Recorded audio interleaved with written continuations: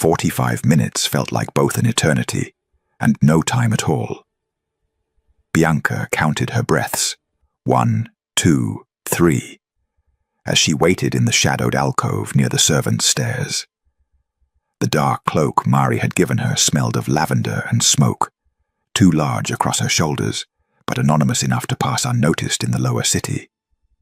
Beneath it, she wore a simple traveling dress, the kind merchant daughters wore when inspecting shipments at the docks. Her fingers clutched the velvet pouch at her waist, heavy with every gold coin she'd managed to hide over the past 6 months. Her dowry, her father's investment, her currency for freedom. The estate clock tower chimed the quarter hour. Time. She moved quickly through the corridors she'd memorized since childhood, every creak in the floorboards catalogued in her memory, every blind corner where torchlight didn't reach. The western wing lay quiet. Most of the household staff were preparing for tomorrow's departure to the Council of Moons, the summit where Verelian's noble families would gather under the full moon to negotiate alliances, arrange marriages, and display their carefully constructed power. Where she was supposed to arrive, with a husband on her arm. The wine cellar doors appeared ahead, ancient oak reinforced with iron.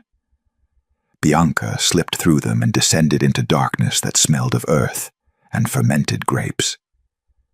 At the back wall, behind barrels marked with her grandfather's seal, a narrow gap led into older tunnels, smuggling routes from when housecal had been merchants first and nobles second.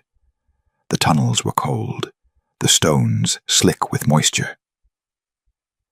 Bianca kept one hand against the wall as she moved, counting her steps.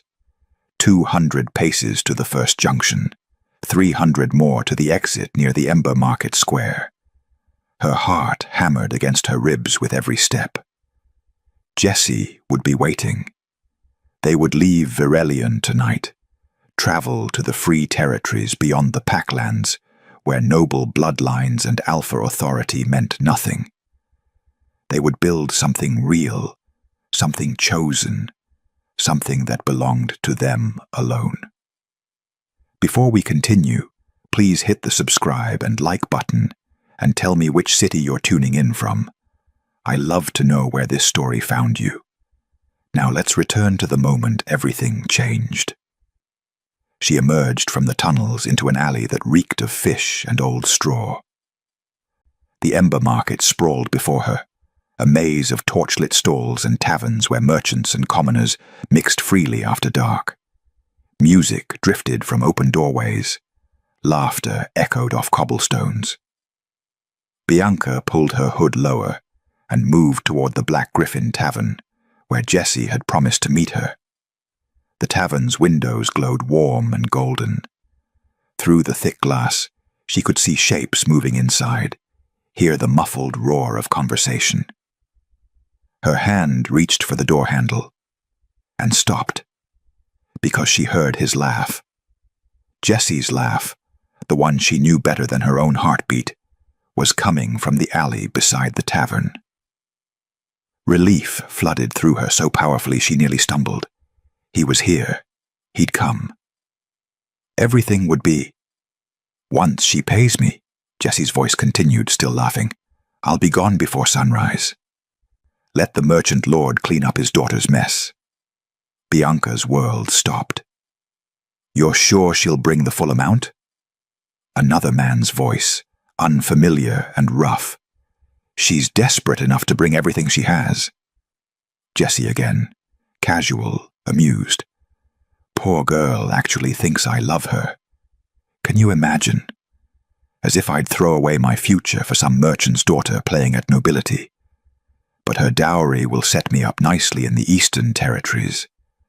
Maybe I'll even buy a title of my own. The velvet pouch suddenly felt like it weighed nothing at all, or perhaps everything. Bianca couldn't tell anymore. The world had become distant, muffled, as if she were underwater. She didn't remember deciding to move. Her body simply turned, stumbling away from the alley, away from Jessie's laughter, away from every promise that had ever made her believe she could be something other than a transaction. The market blurred around her. She couldn't breathe, couldn't think, could only move blindly forward through crowds that parted around her, like she was already a ghost. She crashed into someone, hard chest, immovable, and coins spilled from her trembling hands, gold glinting against dark cobblestones. The word caught in her throat. She looked up. Golden eyes met hers, fierce, ancient, glowing faintly in the torchlight. The stranger didn't move, didn't speak, just watched her with an intensity that made her feel seen for the first time in her life. And Bianca Cal, daughter of House Cal, merchant noble heiress groomed for political alliance, did the most desperate thing she had ever done. "I need a +1 by tomorrow," she whispered, clutching the velvet pouch like a lifeline. "Someone willing to stand beside me at the Council of Moons and pretend they belong. I'll pay you. I'll pay you everything I have." The stranger's gaze moved from her face to the scattered coins, to the tears she hadn't realized were falling. When he finally spoke, his voice was low, controlled, dangerous in ways she didn't yet understand. "You don't need a +1, he said quietly. "You need protection." And somehow, impossibly, she believed him. Bianca waited for him to laugh, or worse, to walk away, leaving her kneeling in a puddle of spilled coins and shattered hopes. He did neither. Instead, the stranger crouched down with fluid grace and began gathering the gold pieces scattered across the cobblestones. His movements were precise, unhurried, as if they had all the time in the world, despite the chaos of the market swirling around them. When he placed the coins back into her trembling hands, his fingers were warm, calloused, steady. "Why do you need a +1? He asked quietly. Not "who are you" or "what's your name" or any of the questions she'd expected. Just why? Bianca's breath hitched. She counted silently, 1, 2, 3, trying to steady herself enough to speak.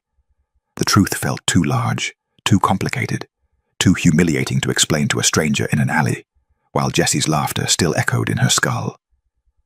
"The Council of Moons," she managed finally, her voice raw. "It's a summit. Tomorrow night.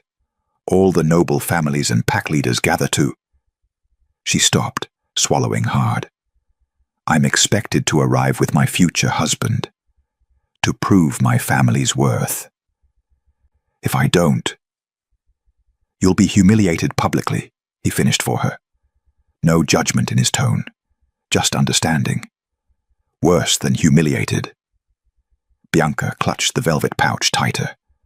"My father's position is already fragile. House Cal has gold, but no pack protection, no alpha alliances. If I fail to present a suitable match, we'll be vulnerable to every predator in Virelion. My father will—" Her voice cracked. "It doesn't matter what he'll do. I just need someone to stand beside me for one night, that's all." The stranger studied her for a long moment, golden eyes reflecting torchlight in a way that seemed almost luminous.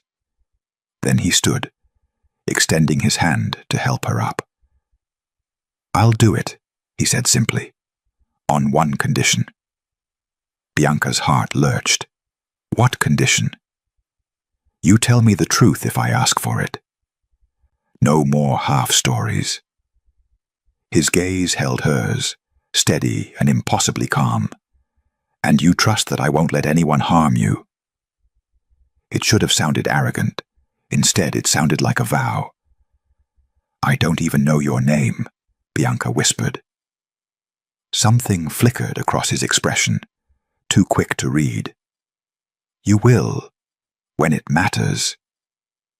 They moved through the ember market like shadows, the stranger leading her away from the tavern, where Jessie's betrayal still burned in her chest. Bianca kept her hood low, hyper-aware of every sound, every movement in the crowded streets. The Council of Moons was tomorrow. She had less than 24 hours to— "Where are we going?" she asked as they turned down a narrower street leading toward the city outskirts. "Somewhere you can breathe," he said, without looking back. The market district gave way to residential neighborhoods, then to the rougher edges of the lower city, where torchlight grew sparse. Bianca's dress caught on loose stones. Her soft leather boots, made for estate corridors and ballrooms, weren't designed for this kind of travel.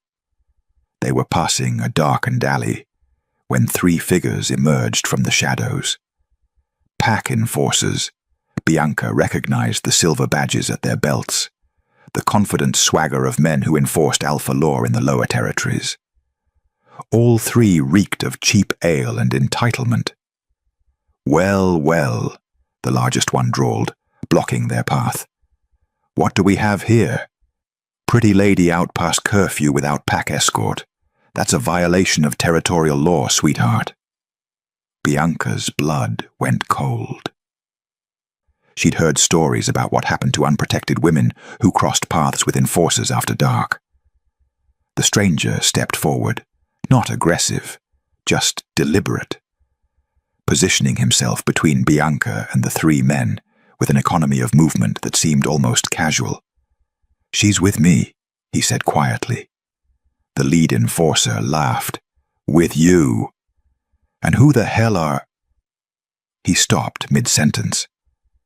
Something had changed in the air. A pressure Bianca couldn't name but could feel pressing against her skin, like the moment before lightning strikes. The stranger hadn't moved, hadn't raised his voice, hadn't done anything visible. But all 3 enforcers had gone rigid, their eyes wide, their hands dropping away from their weapons. "We didn't," the leader stammered, suddenly pale. "We didn't realize—" "Leave," the stranger said. Just one word. Barely above a whisper. They ran. Bianca stared at the empty street, where 3 armed men had been standing seconds before. What just happened? They remembered they had somewhere else to be. The stranger turned back to her, and his expression was calm again, controlled, as if he hadn't just sent 3 pack enforcers fleeing with a single word. "Can you walk? We need to get beyond the city walls before dawn." She nodded numbly and followed. They walked in silence for another half-hour, leaving the city behind. The road became dirt, then grass. Bianca's ankle twisted on uneven ground, and she gasped, stumbling. The stranger caught her before she fell. "Let me see," he said, already kneeling before she could protest. Bianca's breath caught as he carefully unlaced her boot, his hands gentle despite their obvious strength. He examined her ankle with the focus of someone who knew exactly what he was looking for, fingers probing the swelling with practiced care. "Not broken," he murmured, "but you can't walk on it like this." Without asking permission, he produced a strip of cloth from his pack and wrapped her ankle with expert precision, firm enough to support, but not tight enough to cut circulation. "Better?" Bianca stared down at him, this stranger who knelt in the dirt to tend her injury, who had defended her without hesitation, who treated her comfort like it mattered more than his own pride. Jessie had never knelt for her, had never asked if she was comfortable, if she needed rest, if she was afraid. "Yes," she whispered. "Thank you." His eyes met hers, and something passed between them, an understanding too fragile to name. "We'll camp here tonight," he said, rising. "The council isn't until tomorrow evening. You need rest." He built a fire with efficiency that spoke of long practice, then offered her his cloak without a word. Bianca wrapped herself in it, breathing in the scent of leather and something wild she couldn't identify. Above them, the moon climbed higher, full and silver, casting everything in ethereal light. Bianca watched the stranger across the fire, the way shadows played across his face, the way he watched the darkness, like he could see things she couldn't. "Why are you helping me?" she asked finally. He was quiet for so long, she thought he wouldn't answer. Then, "Because you asked. Because you chose to ask." Sleep came slowly, but when it did, Bianca dreamed of golden eyes watching over her. And in the dream, she felt something ancient and powerful studying her with interest that felt almost like recognition, as if the moon itself had taken notice of her choice. Dawn broke cold and pale over the grasslands beyond the city walls. Bianca woke to find the stranger already awake, tending the fire with the same quiet efficiency he brought to everything. Her ankle throbbed dully, but the swelling had gone down. "We should talk about what happens at the council," he said without preamble, handing her a water skin. "What you're walking into." Bianca accepted it gratefully, her throat dry. "I know what the council is. Noble families gathering to—" "No." His voice was gentle but firm. "You know what your father told you. That's not the same thing." He settled across from her, firelight catching in his eyes. "The Council of Moons isn't a social gathering, Bianca. It's a display of pack hierarchy. Every alpha in the Northern Territories will be there, measuring strength, identifying weakness, deciding who deserves protection and who gets devoured." The way he said it made her skin prickle. "How do you know so much about it?" He ignored the question. "In Virelion, marriage isn't about love or even compatibility. It's about alliance. When you present a husband at the council, you're not introducing a partner. You're declaring which pack now has claim to Housecal's resources, which alpha your father has chosen to protect you." Bianca's hands tightened around the water skin. "My father hasn't chosen anyone. That's the problem. He's been so focused on negotiating the best political advantage that he's run out of time. So I'm supposed to arrive with someone, anyone, who looks strong enough to make other alphas think twice about challenging us. And if you don't, then Housecal becomes prey." She said it flatly, without emotion, because she'd lived with this reality her entire life. "We have gold, but no pack ties, no alpha protection. We're vulnerable. Other noble families will circle us like wolves around wounded deer, looking for opportunities to absorb our assets, marry into our wealth, or simply destroy us to eliminate competition." The stranger's expression remained neutral, but she saw something flicker in his eyes. Understanding, maybe, or recognition. "You were raised for this," he said quietly. Not a question. Bianca laughed once, bitter. "I was groomed for it. From the moment I could walk, my father made sure I understood my purpose. I wasn't his daughter. I was his most valuable contract, to be negotiated carefully, leveraged strategically, and eventually sold to the highest bidder."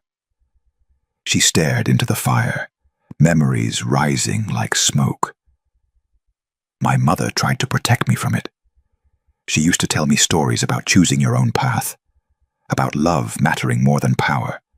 She died when I was 12. I'm sorry. Don't be.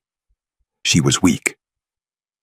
The words came out harsher than Bianca intended, echoing her father's voice. She closed her eyes.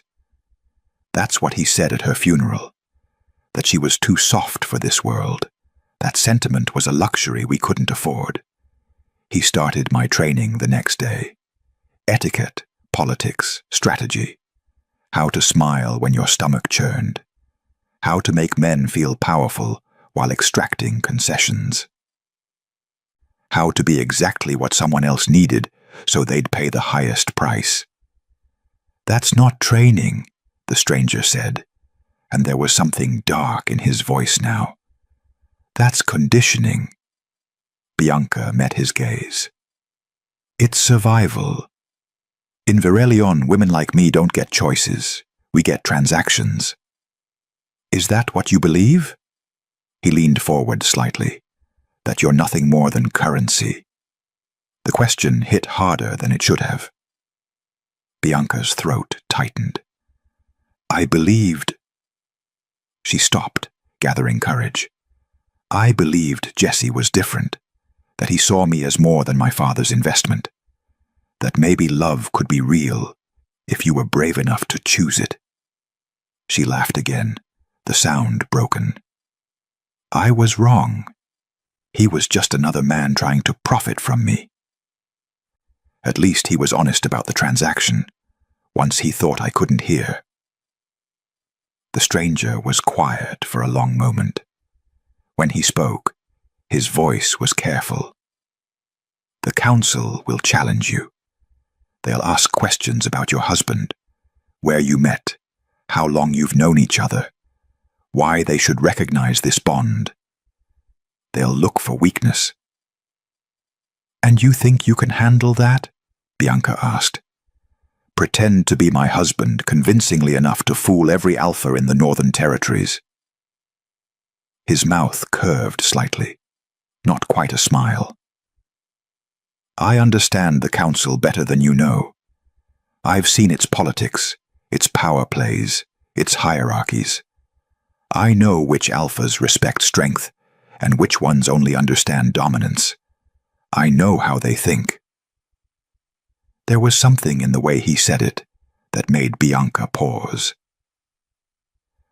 "You're not just familiar with pack politics. You're part of them, aren't you?" He didn't answer directly. "What I am doesn't matter right now.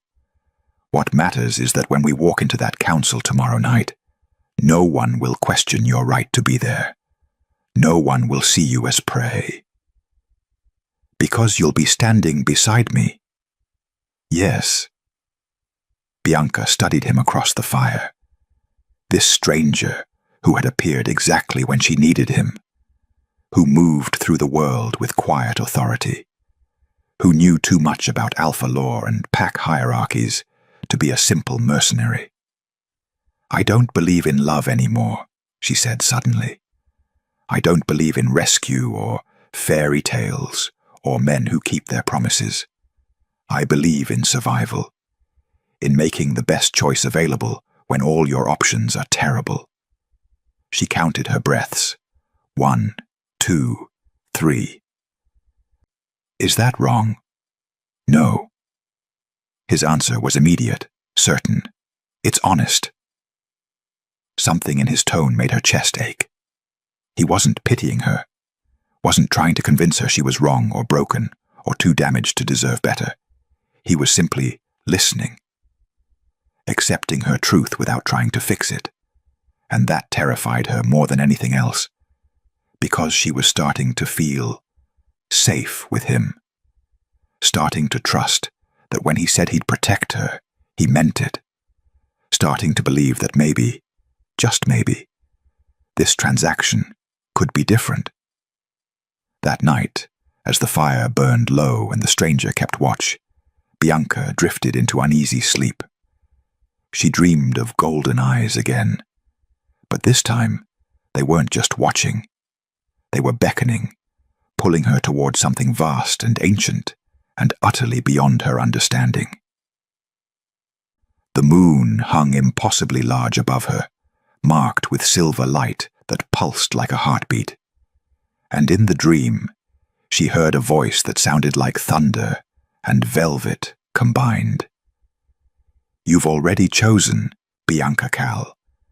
Now you just have to accept what that choice means." She woke with a gasp to find genuine moonlight streaming down, fuller and brighter than it should be. The stranger sat across from her, silhouetted against silver light, his eyes reflecting the moon with an intensity that didn't seem quite human. and Bianca realized that whatever she'd stumbled into when she collided with him in that dark alley, it was far more than a simple transaction. Morning came too quickly. Bianca woke with the dream still clinging to her skin. Golden eyes, silver moonlight, a voice that had spoken directly into her soul. She sat up, disoriented, to find the stranger watching her with an expression she couldn't read. "You're hiding something," she said without preamble.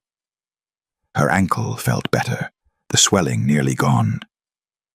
"Last night, the way you talked about the council, about Alpha Law, you're not just familiar with it, you're part of it." He didn't deny it. "Yes." "And the enforcers who ran, they recognized you." "Yes." Bianca's heart hammered against her ribs. "So when we walk into the council tonight and I present you as my husband, what exactly am I walking into?" The stranger rose, moving to stand at the edge of their camp, where dawn light caught in his hair. For a long moment, he was silent. Then, "There's something you need to understand about Verelion's laws. Marriage, the kind your father arranged for you, the kind noble families negotiate, that's surface politics. Legal contracts that can be broken, dissolved, renegotiated. I know that. But there's something older." He turned to face her, and his eyes held that unnatural luminescence again. "Something that predates noble bloodlines and territorial treaties. The Alphas call it the claim. It's a bond that exists beyond law, beyond politics. When an Alpha claims someone, it's recognized by every pack in Verelion as absolute, unbreakable." Bianca's mouth went dry. "What are you saying?" "I'm saying that if you want protection, that no Alpha at the council can challenge, if you want your father's enemies to look at you and see someone untouchable, a marriage contract won't be enough." He took a step toward her. "But a claim would be." The word hung between them like a blade. "A claim," Bianca repeated slowly. "You're talking about an Alpha bond?" "Yes. Which means you're—" The pieces clicked together with sickening clarity. The way he'd sent enforcers fleeing with a word. The way he moved through the world with absolute certainty. The way even the moon seemed to respond to his presence. "You're an Alpha?" "Yes." Bianca stood on shaking legs, her mind racing. "And you want to claim me?" "I want to offer you the choice." His voice remained steady, patient. "A claim would protect you in ways a simple marriage contract never could. No one at the council would dare challenge it. Your father's position would be secure. You would be untouchable." "And what would it cost me?" Bianca's voice cracked. "What would I lose?" He met her eyes directly. "A claim creates a bond. You'd feel my emotions, sense my presence. I would be able to find you anywhere. And you would be bound to me in ways that—" He paused. "In ways you don't fully understand yet." "Bound." The word tasted like ash. "You mean owned?" "No." The force in his voice surprised her. "A claim isn't ownership. It's connection. But it is permanent, Bianca. Once formed, it cannot be undone." She thought of Jessie's laughter echoing in the dark. Poor girl actually thinks I love her. She thought of her father's cold calculations, measuring her worth in political advantage. She thought of every moment in her life when someone else had decided what she was worth, what she deserved, who she belonged to. "You're asking me to give up my freedom," she whispered. "I'm asking you to choose your own protection." He took another step closer. "But I won't force this. If you want to walk into the council with just a marriage pretense, I'll stand beside you and play the role. It will be riskier, but it's your choice." "Why?" Bianca demanded. "Why offer me this? What do you gain?" Something vulnerable flickered across his features. Maybe I'm tired of people having no choice in who protects them. Bianca counted her breaths. 1, 2, 3, trying to think clearly through the panic.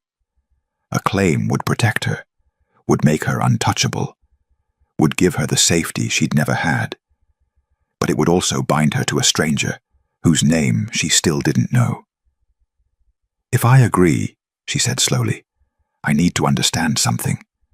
This bond, would you be able to control me? Force me to obey? No. A claim doesn't work that way. It's not domination, it's recognition. I would feel your emotions, yes. I would know if you were in danger. But your will remains your own. And if I wanted to leave, after the council? Pain crossed his expression, quickly hidden. I wouldn't stop you.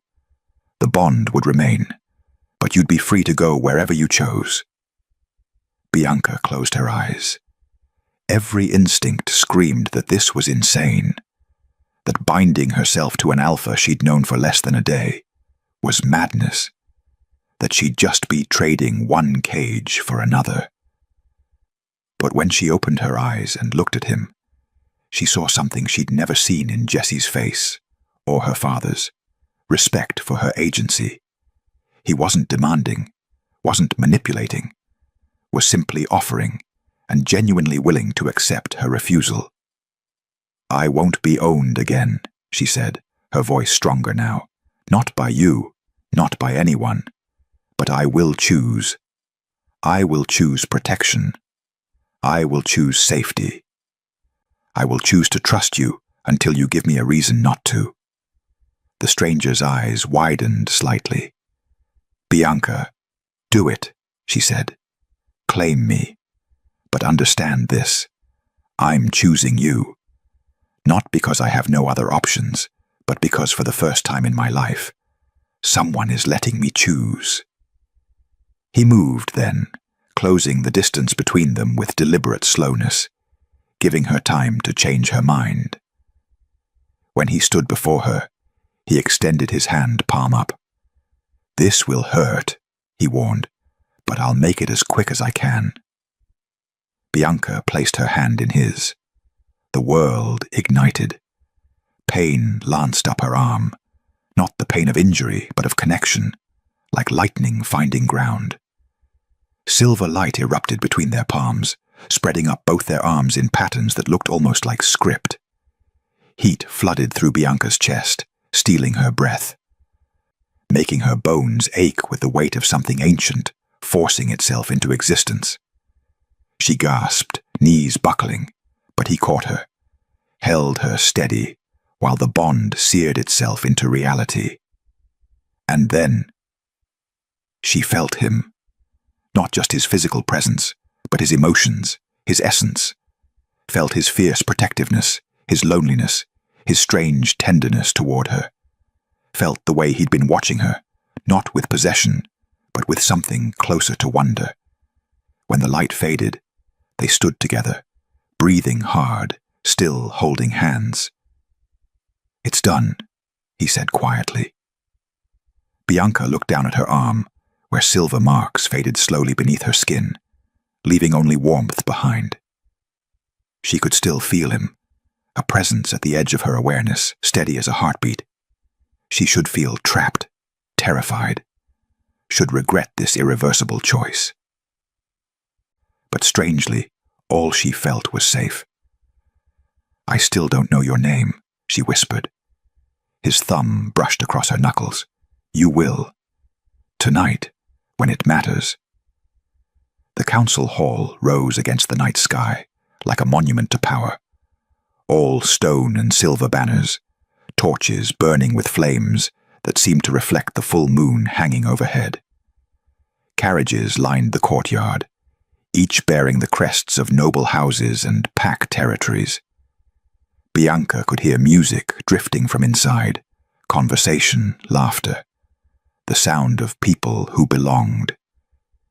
She straightened her shoulders, adjusted the deep blue gown they'd purchased in a border town that afternoon, and felt the bond pulse warm beneath her skin.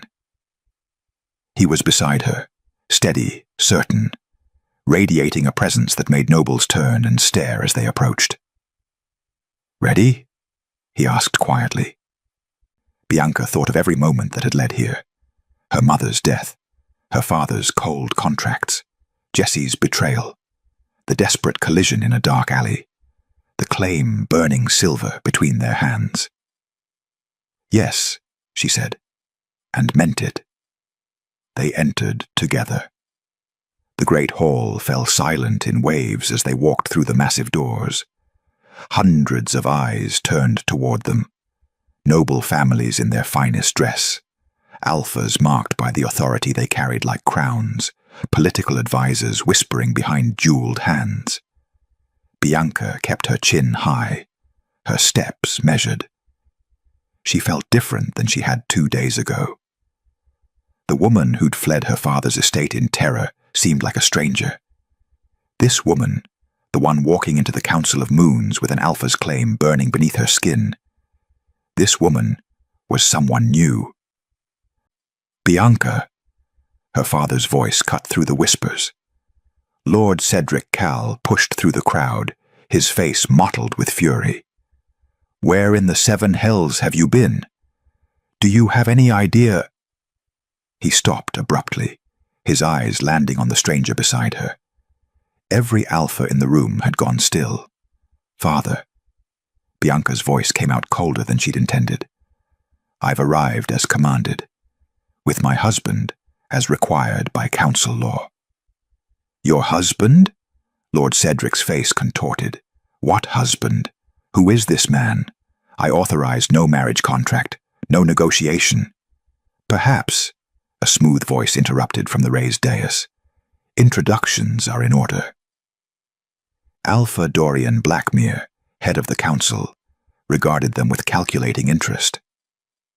"Lady Bianca Cal, you were summoned to present your betrothed for council recognition. Instead, you arrive with a stranger and claim marriage. This requires explanation." The crowd pressed closer, hungry for scandal. Bianca felt the stranger's hand settle lightly at the small of her back. Not controlling, just present. Supportive. "My daughter," Lord Cedric began, voice tight with barely controlled rage, "has clearly made an impulsive decision without proper counsel. Whatever arrangement she's entered can be dissolved, renegotiated." "No." Bianca's voice rang clear through the hall. "It cannot." Alpha Dorian leaned forward.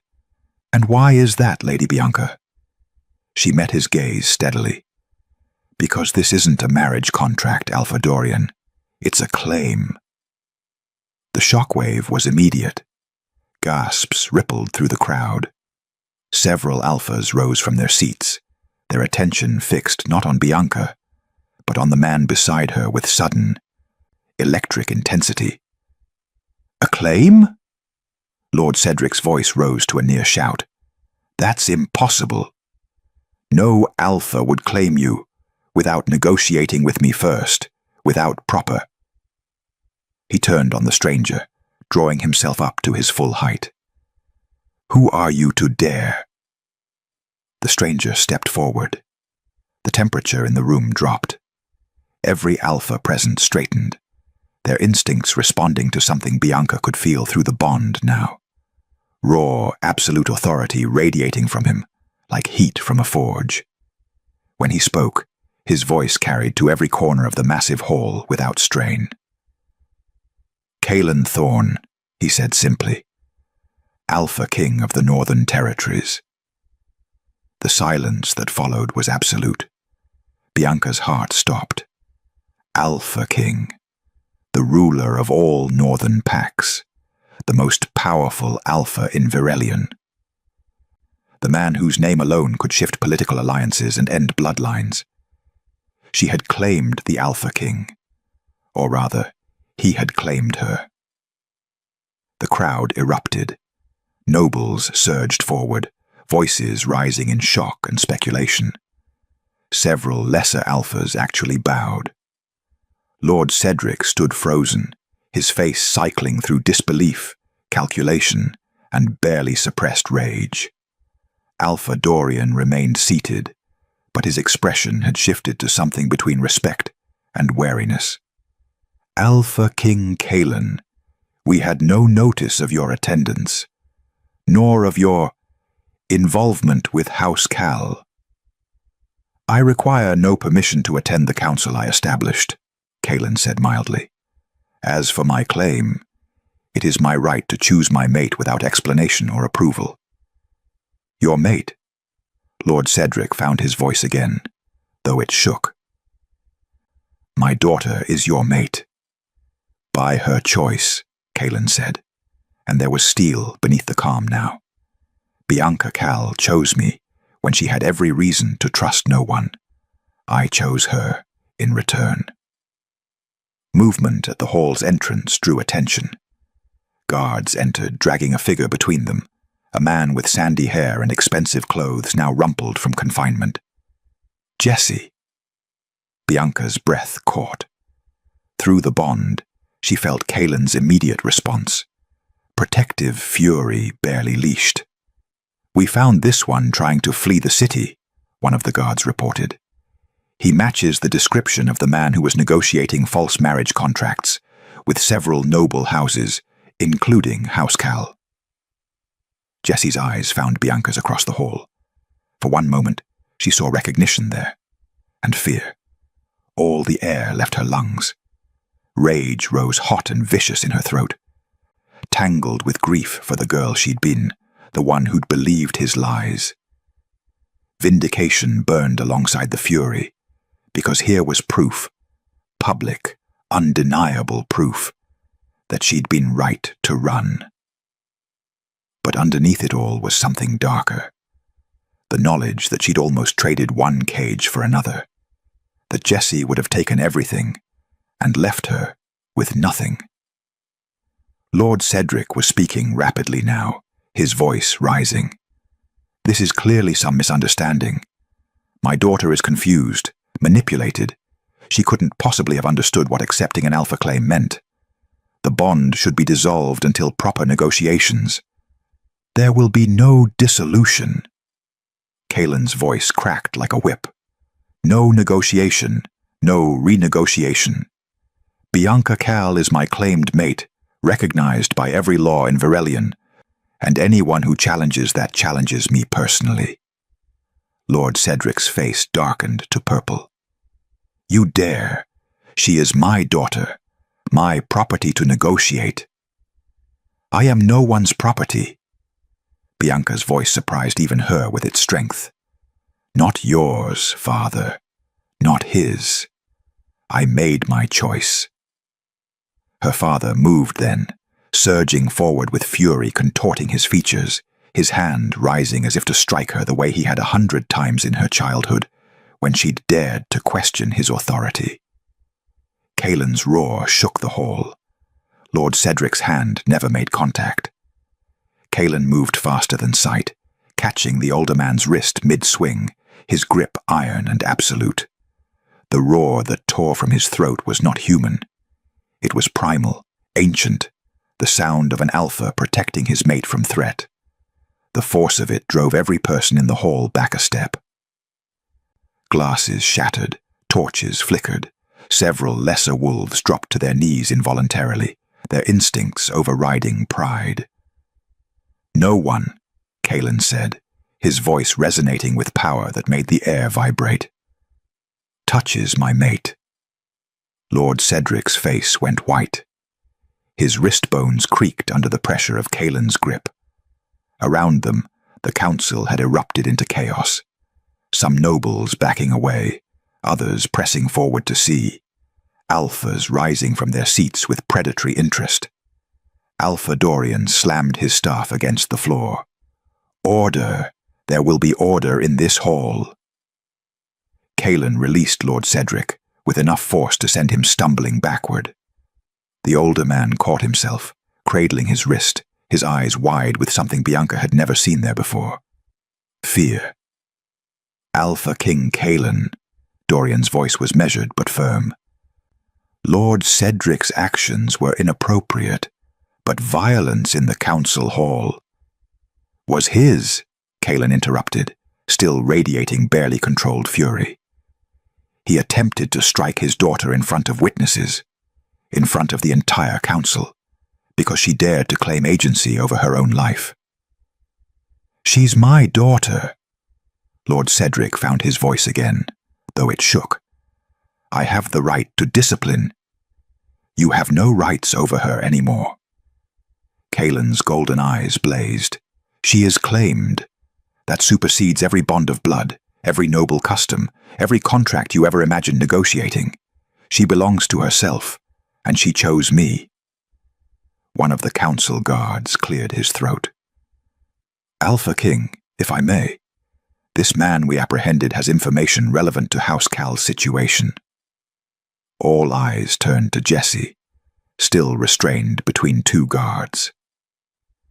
His expensive clothes were rumpled, his face pale with terror as he took in the scene before him. Bianca standing beside the Alpha King, the silver claim mark visible at her wrist, the entire council watching. "Well?" Alpha Dorian demanded. "Speak." Jesse's eyes darted to Bianca, then away. I don't know what they're talking about." Kaelin took one step toward him. The casual movement somehow contained more threat than Lord Cedric's attempted violence. Alpha power rolled off Kaelin in waves, and Jesse's knees buckled. "The truth," Kaelin said quietly. "Now." The words carried weight beyond sound, a command backed by absolute authority. Bianca felt it through the bond, the terrible force of an Alpha King's will focused like a blade. Jesse crumbled. "I was paid." The words tumbled out in a rush. "Lord Cedric paid me to court his daughter, to make her believe I loved her, to keep her compliant until he could finalize a marriage contract with Lord Bartholomew." He was shaking now, the truth pouring out under the pressure of Kaelin's presence. "But then, I realized she'd bring gold with her when she ran, her dowry, her inheritance. So I told her I'd help her escape, took everything she had, and planned to disappear before anyone noticed." The hall exploded with whispers. Several noble families turned to stare at Lord Cedric with open disgust. Bianca felt the words hit her chest like physical blows. Her father had paid Jesse, had orchestrated even her secret rebellion, her desperate hope for love. Every moment she'd believed was real had been calculated, purchased, performed. "Is this true?" Alpha Dorian's voice cut through the noise, directed at Lord Cedric. Her father's face cycled through expressions, rage, calculation, defiance. Finally, "I did what was necessary to secure my house's future. My daughter was rebellious, impulsive. She needed to be managed until proper arrangements could be made." "Managed?" Bianca repeated, her voice hollow, "like livestock." "You were being difficult," Lord Cedric snapped, "refusing every suitable match, dreaming about romantic nonsense. Someone had to think practically about House Cal's survival." Bianca stepped forward, and she felt the bond pulse warm. Kaelin's support without interference, his presence giving her strength without taking her voice. "You're right," she said clearly. "I refused every match you proposed, because every single one was about your advancement. Your wealth, your power. Never about me. Never about what I wanted or needed or deserved." Her hands clenched at her sides. "You treated me like currency my entire life. Mother tried to teach me I was more than that, and you called her weak for it. You've manipulated every choice I tried to make, every path I tried to walk." "I was protecting you," Lord Cedric's voice rose, "teaching you how this world works. You were teaching me that I had no value beyond what men decided I was worth." Bianca's voice cracked, but didn't break. "Well, I made a choice. For the first time in my life, a man gave me agency instead of taking it away. He offered protection without demanding ownership. He let me choose. She turned to face the assembled council, her chin high despite the trembling in her limbs. I am claimed by Alpha King Kaelin Thorne. Not because my father negotiated it, not because I had no other options, but because when I was desperate and alone and betrayed, he asked me what I needed instead of telling me what I owed. Her voice rang through the hall. I chose him, and I will not be owned, not by my father, not by contracts, not by anyone who believes I exist for their convenience. Silence fell. Then Kaelin did something that shocked every person present. He knelt. The Alpha King, ruler of all northern territories, the most powerful wolf in Verelion, knelt before Bianca in front of the entire council. Bianca Cal chose me when she had nothing, he said, his voice carrying despite his position. When she had every reason to trust no one. She gave me something I've never had in all my years of ruling. She gave me her genuine choice, not political calculation. Not strategic alliance, just choice. He looked up at her, golden eyes fierce with emotion. I choose her in return, with everything I am, and anyone who questions her right to stand beside me can challenge me directly. No one moved. Alpha Dorian stood slowly. The claim is recognized. House Cal's position is secured through its connection to the Alpha King. This council has no grounds to challenge it. Around them, alliances shifted visibly. Nobles who had been whispering about House Cal's weakness now watched Bianca with wary respect. Her father stood isolated, his authority crumbling. Bianca looked down at Kaelin, still kneeling, offering her his hand. She took it. He rose, and together they faced the council. Power. She had it now, more than she'd ever imagined possible. Enough to reshape her father's house, to protect herself, to command respect from people who'd seen her as nothing but a bargaining chip. And it terrified her almost as much as freedom did. Because now she had to figure out what to do with it. The council's judgment came swiftly. Jesse Hunter was sentenced to exile beyond Verelion's borders, stripped of any claims to noble association, his name recorded in the council's records as a fraudster and manipulator. He was dragged from the hall, still protesting, still making excuses, his voice fading into the night. Bianca watched him go and felt nothing. Not satisfaction, not grief, just a hollow absence where her illusions had been. Lord Cedric's reckoning was more complex. House Cal would remain, but under new leadership, Bianca's leadership, as claimed mate to the Alpha King. Her father's authority was stripped. His assets frozen pending review of his financial dealings. Several contracts he'd negotiated were declared void due to evidence of coercion and manipulation. The council will reconvene tomorrow to discuss restructuring, Alpha Dorian announced.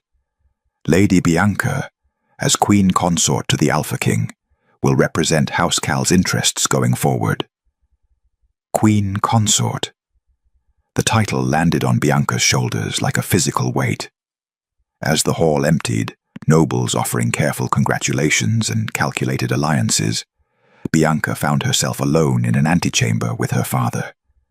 Kaelin had given them space, but remained close enough that she could feel him through the bond, present, protective, but allowing her this confrontation.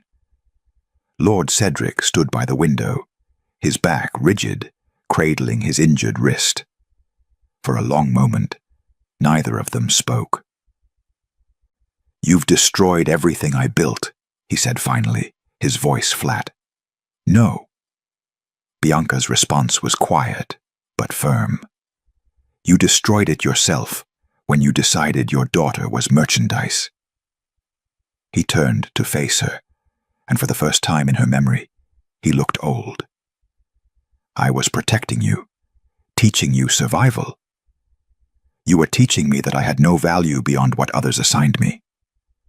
Bianca counted her breaths. 1, 2, 3, finding calm in the familiar rhythm.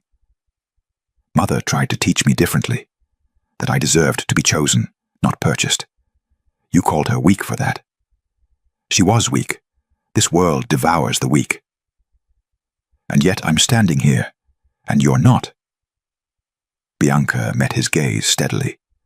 I made choices you never believed I was capable of making. I survived betrayal you orchestrated. I found protection you couldn't negotiate. Not because I was strong in the way you defined strength, but because I was willing to choose for myself. Lord Cedric's jaw tightened. You think that Alpha King chose you for anything other than political advantage? You're more naive than I thought. The words were designed to wound. A month ago they would have. Maybe, Bianca said softly, maybe I am naive. Maybe this will all crumble eventually. But at least it will be my choice to make, my risk to take, my life to live. She moved toward the door, then paused. I don't forgive you. I don't know if I ever will, but I release you from any claim over my future. You taught me survival. I'll give you that much. Now I'm going to learn to live. She left him standing there and didn't look back. Kaelin found her on a balcony, overlooking the council grounds, her hands gripping the stone railing tight enough to hurt. I don't know how to be a queen, Bianca said without turning. I don't know how to lead House Cal, or navigate alpha politics, or any of this. I was raised to be traded, not to rule. He came to stand beside her, close but not touching. You navigated the last 3 days better than most trained politicians would have. I ran away and collided with a stranger in the dark. Her laugh was bitter. That's not strategy, that's panic. You chose to ask for help instead of accepting defeat. You chose to trust when you had every reason not to. You chose to claim your own agency when it would have been easier to let others decide for you. Kaelin's voice was gentle. That's not panic, Bianca. That's courage. She finally looked at him. This man who'd appeared exactly when she needed him. Who'd offered protection without possession. Who'd knelt before an entire council to honor her choice. Why did you really help me? She asked. The truth this time. Kaelin was quiet for a long moment, golden eyes reflecting moonlight. When he spoke, his voice carried a vulnerability she'd never heard there before. I've been Alpha King for longer than you've been alive.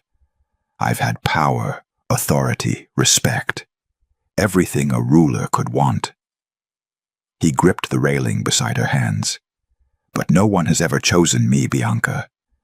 Every alliance I've made has been strategic. Every relationship calculated.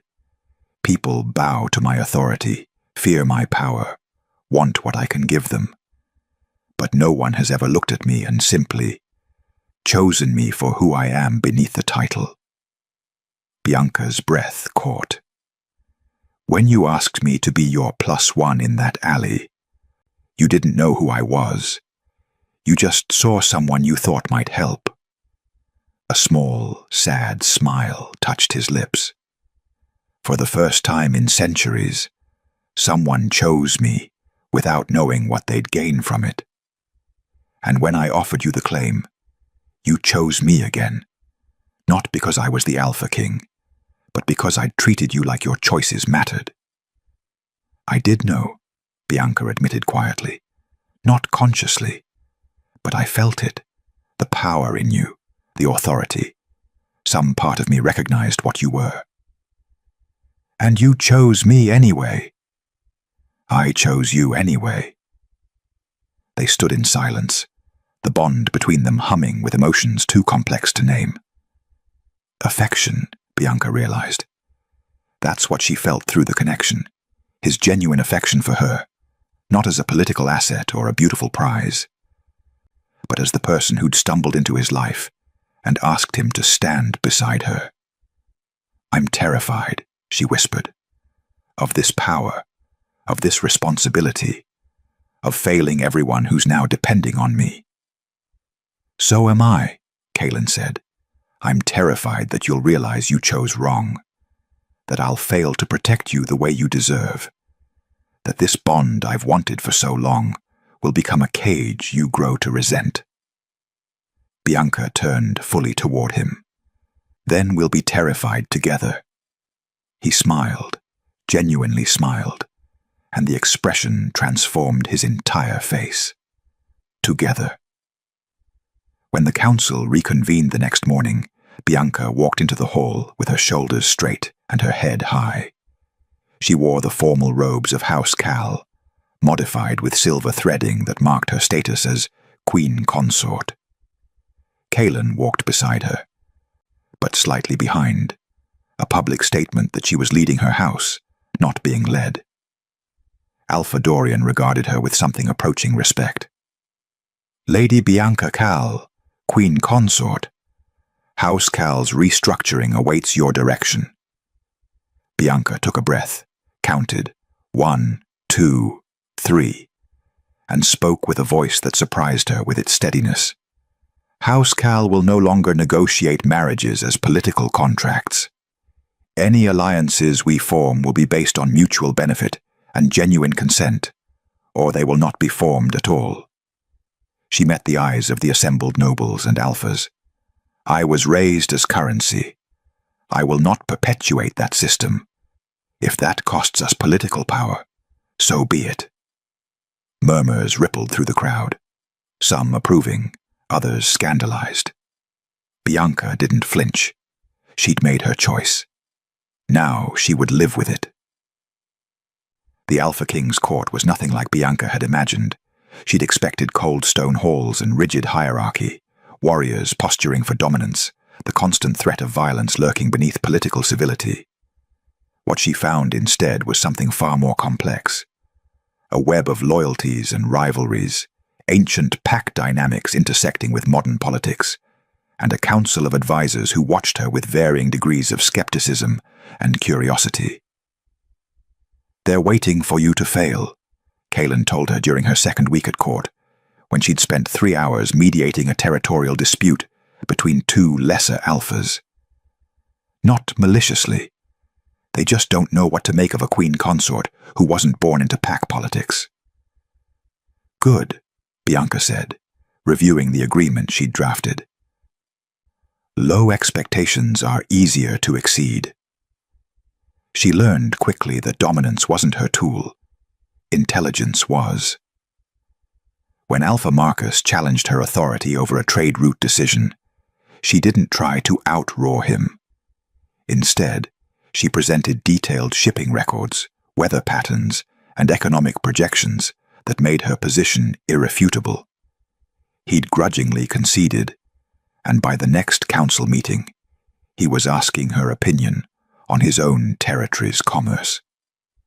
When the Southern Packs questioned her restructuring of House Cal, she invited their representatives to witness the changes firsthand, showed them the new contracts that protected both parties, the economic benefits of consent-based alliances, the stability that came from genuine cooperation rather than coerced agreements. One by one, they began to listen. Bianca noticed how Kaylin never intervened unless she asked. He attended councils but let her speak first, stood beside her but never overshadowed her. When pack leaders looked to him for confirmation of her decisions, he simply looked back at them until they addressed Bianca directly. "You're doing it again," she said one evening, as they reviewed proposals in his study. "Doing what?" He didn't look up from the document he was reading. "Deferring to me, making them treat me as an equal authority." She set down her own papers. "Why? You're the Alpha King. You could simply command their respect." "I could." He finally met her eyes. But you're earning it. That's worth more than any command I could give. Something warm unfurled in Bianca's chest. Not the bond, though she felt that constantly now. A steady presence like a second heartbeat. This was something else. Something that felt dangerously close to trust. The domestic moments surprised her most. She'd expected formality, distance, the careful space that political marriages required. Instead, she found Kaelin in the kitchens at dawn, coaxing Cook into making the honey cakes Bianca had mentioned, liking once in passing. Found him reading beside her fire in the evenings, content to share silence. Found him laughing, actually laughing, when she told him about Alpha Marcus's face during their trade route debate. "You terrified him with spreadsheets," Kaelin said, his whole body shaking with mirth. "The man has fought in 3 territorial wars, and you defeated him with economic projections. Numbers don't lie." But Bianca was laughing too, the sound surprising her with its ease. There were small touches, his hand at her back when she was tired, her fingers straightening his collar before councils, the way they'd begun to orbit each other naturally, drawn together by something beyond the bond. One night, after a particularly difficult negotiation that had left her drained, Kaelin found her on their private balcony. He didn't speak, just draped his cloak around her shoulders and stood beside her, solid and warm. "I thought being claimed would feel like a cage," Bianca said quietly, "like every other relationship I've known." "Does it?" She considered the question honestly. The bond hummed between them. She could feel his concern, his patience, his willingness to hear whatever truth she needed to speak. "No," she admitted. "It feels like partnership, like I'm stronger because you're here, not weaker. Like I can be myself instead of performing whatever role someone else needs." Kaelin's hand found hers, their fingers interlacing naturally. "That's what I wanted. What I've always wanted. For me, or for yourself. Both." He turned to face her fully. "I spent centuries being the Alpha King, the authority everyone obeyed but no one truly knew. With you, I get to be Kaelin. Just a man who's terrified of failing the woman who chose him." Bianca's throat tightened. "You haven't failed me. Yet." But he smiled as he said it. She reached up, touching his face, feeling the reality of him beneath her palm. "I don't think you understand. In all my life, no one has ever given me room to fail, to learn, to be imperfect. You do. Every day." His eyes closed briefly, and she felt his emotion through the bond.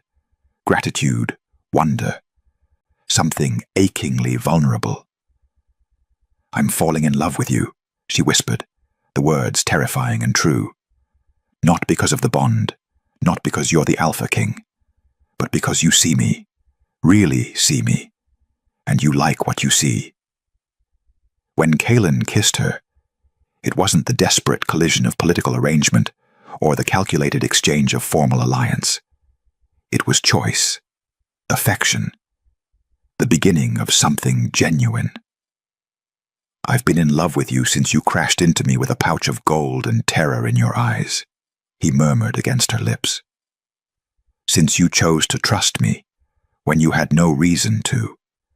Since you looked at the Alpha King and saw just a man who might help." They stood together in moonlight, the bond singing between them, no longer separate beings, but partners choosing each other daily.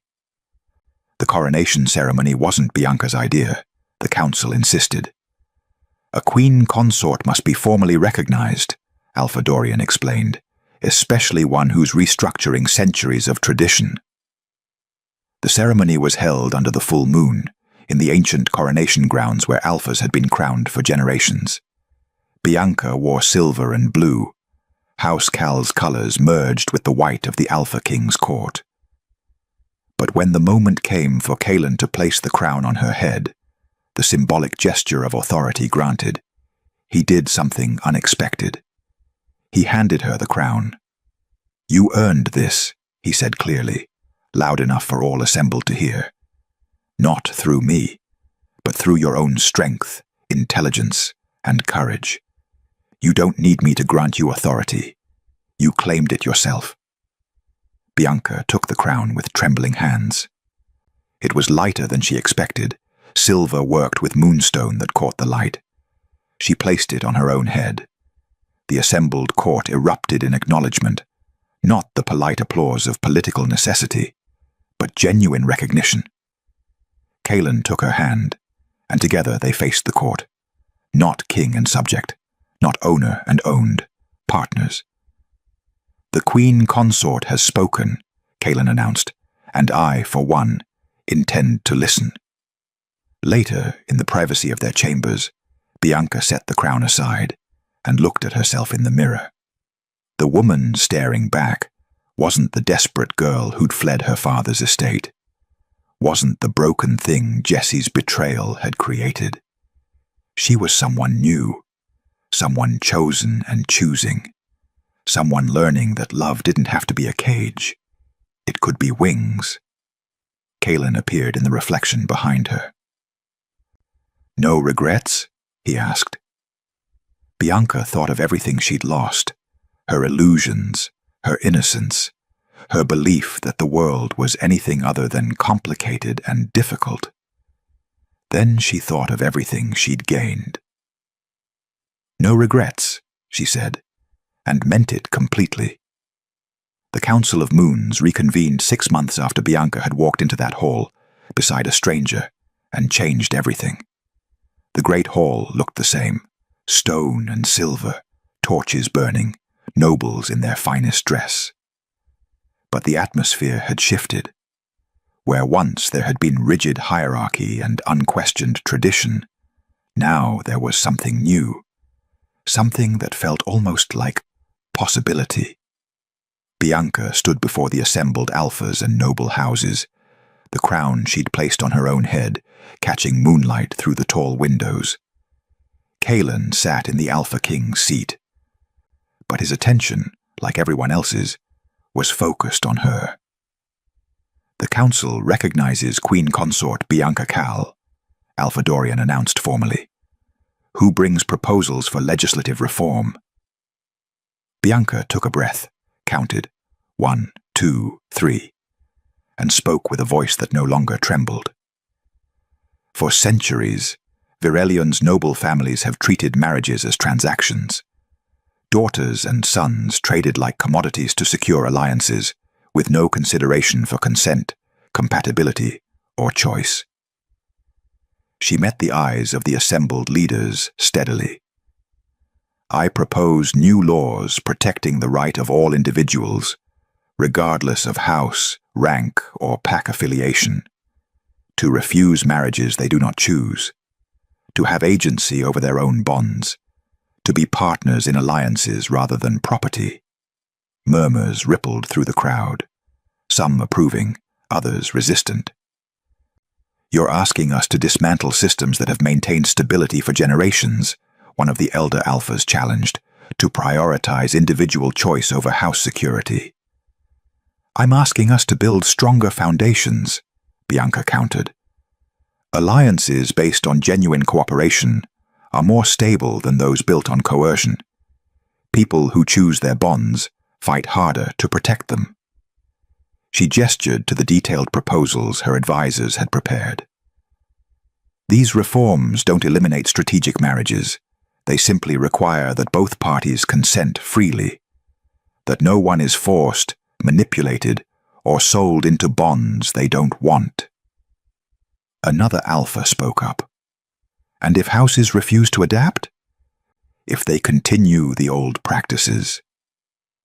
Then they will find themselves without the protection and trade agreements that houses who adopt these reforms will offer each other." Bianca's voice was firm. "Change is coming whether we legislate it or not. The question is whether we lead it or get swept away by it. The debate lasted hours, but when the vote came, the reforms passed, not unanimously, but with enough support to become law. Bianca had changed Virelion, not through dominance or force, but through intelligence, compassion, and the simple revolutionary act of believing people deserved choices. That evening, the court held a celebration. Music filled the halls, wine flowed freely, and nobles who had once whispered about the merchant daughter turned queen now sought her counsel and approval. Bianca slipped away to her favorite balcony, needing a moment of quiet after the chaos of the day. The moon hung full and bright overhead, the same moon that had witnessed her desperate flight from her father's estate, her collision with a stranger, her choice to claim and be claimed. She heard Kalen before she saw him, felt him through the bond, warm and steady as always. "Hiding from your own celebration?" he asked, coming to stand beside her. "Savoring it," she corrected. "There's a difference." He smiled, and she still marveled at how freely he smiled now, how much lighter he seemed than the controlled stranger who'd gathered her spilled coins in a dark alley. "You've changed the world today," Kalen said. "Do you realize that? Centuries of tradition reformed because one woman refused to accept that she was property. One woman who had help." Bianca turned to face him fully. "You could have refused me that night, could have walked away from a desperate stranger with a pouch of gold and impossible requests.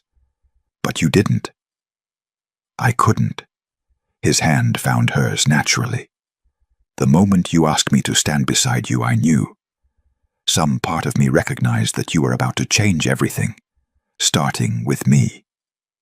Through the bond, Bianca felt the depth of his emotion. Not just love, though that was there, constant and fierce, but also gratitude, wonder, the joy of being chosen daily by someone who saw all of him and stayed anyway. "The claim wasn't a cage," she said softly. "I know that now. It was freedom, the freedom to be myself without fear, because I'd finally found someone who valued my agency more than my compliance." Kalen pulled her closer, and she went willingly, fitting against him like she'd been designed for this exact place. "I spent so long being what everyone needed me to be," Bianca continued. "My father's investment, Jesse's mark, House Cal's salvation. I thought I needed a +1, someone to stand beside me so I could survive the council, but that's not what I needed at all." "What did you need?" Kalen asked, though she could feel through the bond that he already knew the answer. Bianca looked up at him.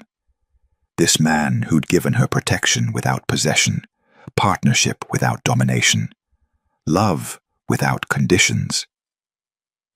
"I needed someone who would never let me stand alone," she said. "Someone who saw me trying to survive and offered me a chance to live instead. Someone who understood that being beside me didn't mean standing in front of me or behind me, but truly beside me. Equal, partner, choice." Kalen's arms tightened around her. "Always." They stood together in the moonlight, the bond humming between them like a song. Around them, the celebration continued, the court honoring the woman who'd walked into their world with nothing but desperation and gold, and changed everything through the simple, revolutionary act of choosing herself. Bianca had spent her whole life being told what she was worth, who she belonged to, what her purpose was. She'd been groomed as currency, betrayed by manufactured love, nearly traded away to secure someone else's future. But she'd run. She'd chosen. She'd collided with a stranger in the darkness and asked for help when asking felt like weakness. And she'd discovered that she was never as powerless as they'd tried to make her believe. The moon watched over them, silver and eternal, bearing witness to a love that had begun with desperation and grown into something neither of them had known they were capable of. Genuine partnership, freely chosen, fiercely protected. Bianca Cal, Queen Consort of the Northern Territories, stood unafraid in the moonlight, her hand in her husband's, her crown earned rather than granted, her future finally her own. She never needed a +1. She needed someone who would never let her stand alone, and in choosing him, she'd finally learned to choose herself. The end. If this moonlit love story stirred your heart, subscribe and let me know. Your voice decides which destiny unfolds next.